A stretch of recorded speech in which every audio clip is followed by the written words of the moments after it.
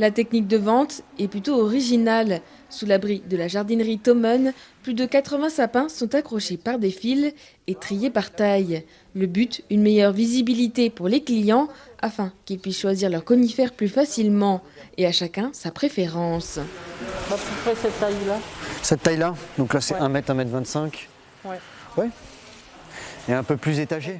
Un Norman, c'est ce qui tient le mieux. Pour pas ramasser les aiguilles après. Je cherchais des sapins de la région. Donc c'est ce que j'ai trouvé ici.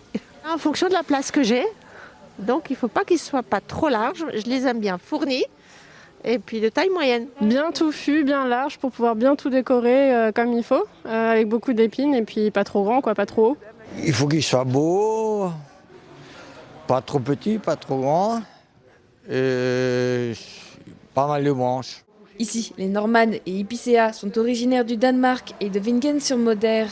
Actuellement, la jardinerie vend une cinquantaine de sapins par jour, mais la saison devrait commencer pleinement ce week-end et le gérant est plutôt confiant. Vous avez des gens qui achètent des sapins en avance, mais enfin en général, la grosse partie des ventes de sapins, ça va quand même être la semaine prochaine.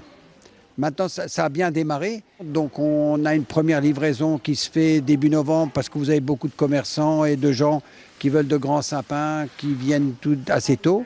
Et après, on a des livraisons successives par des producteurs régionaux également. Suivant les années, les sapins poussent pas toujours de la même manière et en général, le cœur du marché est quand même dans des sapins qui se situent entre 1,50 m et 2 m.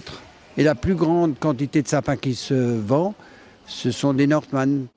1800 Norman sont habituellement vendus dans les deux jardineries de l'enseigne à Mittesheim et Saverne.